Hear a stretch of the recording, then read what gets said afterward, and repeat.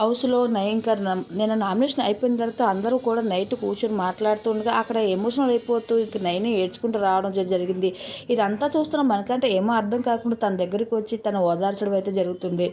అసలు ఒక నయని ఎందుకు ఏడుస్తుందంటే ఇక రాత్రి అయ్యేసరికి బిగ్ బాస్ అందరినీ కూడా పడుకోమని లైట్లు ఆఫ్ చేయడం అయితే జరిగింది. అక్కడి నుంచి నయని అయితే పడుకోవడానికి వెళ్తుండగా హాల్లో కాఫీ తాగుతూ సోని అయితే చాలా సీరియస్గా నిఖిల్ గురించి ఆలోచిస్తూ ఉండగా ఏం చేస్తున్నావు ఇంక నయని వెళ్ళిపోతుండగా నయని ఇక ముచ్చట్లు అయిపోయా అంటూ సీరియస్గా తనపై ఇరుచుకుపడడం అయితే జరిగింది. ఇదంతా చూస్తున్న ఇక నయని తను ఎమోషనల్ అయ్యిందో కోపం వచ్చిందో ఏమో తెలియదు కానీ ఇంక ఏడడం అయితే మొదలుపెట్టింది.